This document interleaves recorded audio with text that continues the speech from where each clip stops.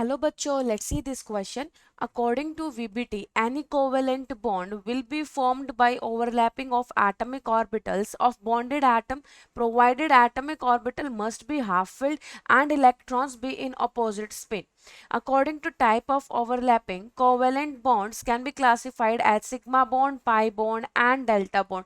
तो ये हमारे सामने VBT के postulates लिखे हुए हैं कि according to valence bond theory केवल कोवलेंट बॉन्ड बनाया जा सकता है। बेटा कोवलेंट बॉन्ड का मतलब mutual sharing of the electron, mutual sharing of electrons वो भी किस फॉर्म में? By the overlapping of the atomic orbitals. Atomic orbital क्या होने चाहिए बेटा? हाफ फिल होने चाहिए। जैसे कि ये तुम्हारा एक एस ऑर्बिटल है, हाफ फिल्ड है, ये वाला भी तुम्हारा एस ऑर्बिटल है, ये भी हाफ फिल होना चाहिए लेकिन ऑपोजिट स्पिन में होना चाहिए। ठीक है, तो जब ये दोनों कंबाइन करेंगे तो क्या बनाएंगे?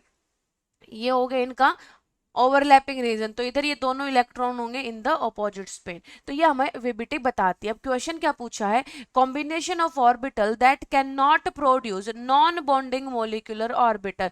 ये पूछा है कि ए बी सी डी इन चारों कॉम्बिनेशंस में से कौन सा combination non bonding molecular orbital बनाएगा। देखो नॉन बॉन्डिंग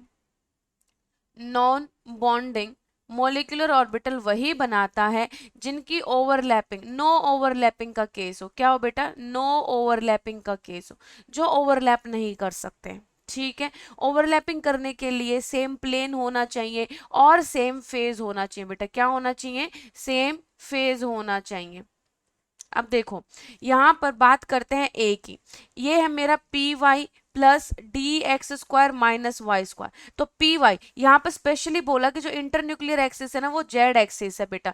तो ये तुम्हारा पी वाई ऑर्बिटल कुछ इस तरीके से आएगा, ये प्लस और ये माइनस। ठीक है, X square minus Y square along the axis बनता है बेटा। देखो यहाँ पर ये अलोंग द एक्सिस बनेगा, है ना, ये प्लस प्लस माइनस माइनस। तो तुम बताओ क्या ये इस एक्सिस के अलोंग, इस एक्सिस के अलोंग, ये हमारी जेड एक्सिस है, इस एक्सिस के अलोंग ओवरलैप कर सकते हैं बेटा? नहीं ना। जब ये दोनों पास आ रहे होंगे तो ये वाला जो लोब है ये कहीं इसके बीच में जाके लग रहा होगा। तो ये किसका केस हुआ बेटा? नॉन बॉन्डिंग का केस हुआ। यहाँ पर नो ओवरलैपिंग का केस हुआ। नो बोल सकते हैं यहाँ बेटा, जीरो ओवरलैपिंग का केस बोल सकते हैं।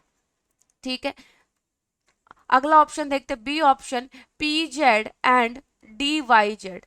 P Z plus D Y Z. बेटा पी जेड यानी कि अलोंग द एक्सिस, ये तुम्हारा इंटर न्यूक्लियर एक्सिस है, तो इधर तो ये तो बन गया आपका पी जेड। ठीक है, ये प्लस और ये माइनस। डी वाई जेड कुछ इस तरीके से बनता है, अलोंग द एक्सिस कुछ इस तरीके से बनता है। अब तुम बताओ अगर ये ऑर्बिटल इसकी तरफ ओवरलैप करने जाएगा तो ये तो बीच में टकरा के रह जाएगा। तो यहां पर भी कैसा केस हो जाएगा? जीरो ओवरलैपिंग का केस हो जाएगा, यानी कि नॉन बॉन्डिंग, बॉन्ड नहीं बन पाएगा। बात कर लेते हैं सी ऑप्शन की बेटा, S plus D x Z.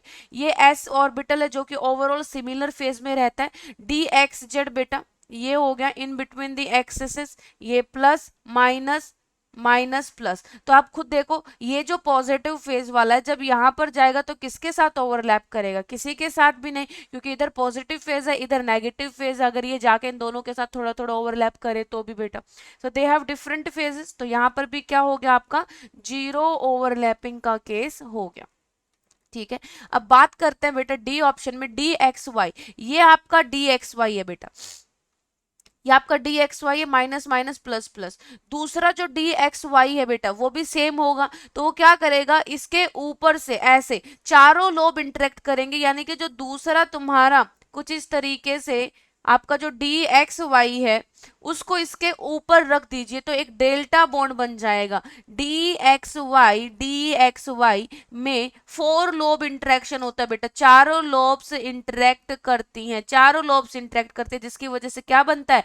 Delta bond बनता है। तो यहां पर केवल डी ऑप्शन एक ऐसा है जो कि बॉन्डिंग ऑर्बिटल फॉर्म करता है, बॉन्डिंग ऑर्बिटल यानी कि बॉन्ड बनाता है जो कि डेल्टा बॉन्ड है बेटा। ए और बी सी क्या है यहाँ पर? नॉन बॉन्डिंग या जीरो ओवरलैपिंग वाले ऑर्बिटल है। तो the combination of orbital that can not produce non bonding is D. I hope this is clear बेटा, बेस्ट ऑफ लक।